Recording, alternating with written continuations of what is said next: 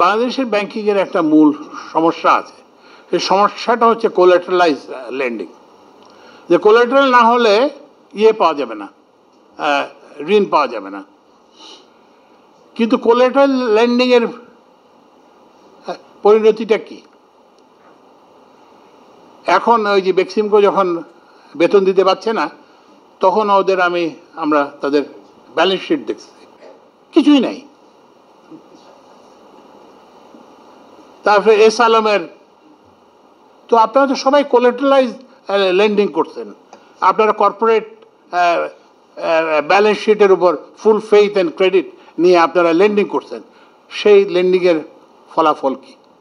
তো ওই জন্য আমরা ব্যাংকিং যারা করেন, ব্যাংকিং কমিউনিটি, তাদেরকেও বলবো যে আপনারা কোলাটারালাইজ লেন্ডিংয়ের পরিবর্তে আপনারা অ্যাসেট বেস লেন্ডিং করেন এবং সেটা বলে ক্যাশ ফ্লো বেস লেন্ডিং করেন। কারণ আপনার ক্যাশ ফ্লো, এটাই তো আপনার নিশ্চয়তা যে আপনি টাকা ফেরত পাবেন। আপনি যে কোলাটারালের উপর বসে থাকেন, বাংলাদেশে কোলাটারালের এনফোর্সমেন্ট হতে কত বছর লাগে, কত দিন লাগে? তো ওই জন্য আমরা এগুলো থেকে আমাদেরকে সরে রাখতে হবে।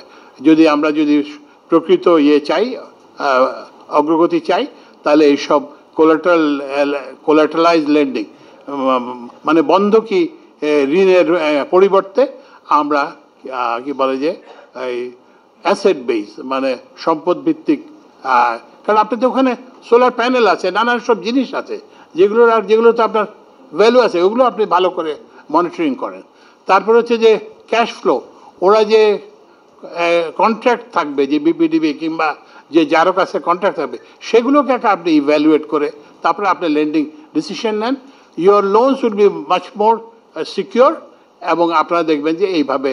তো ওই জন্য আমাদের ব্যাংকারদেরকেও এই মানসিকতা আর পরিবর্তন করতে হবে।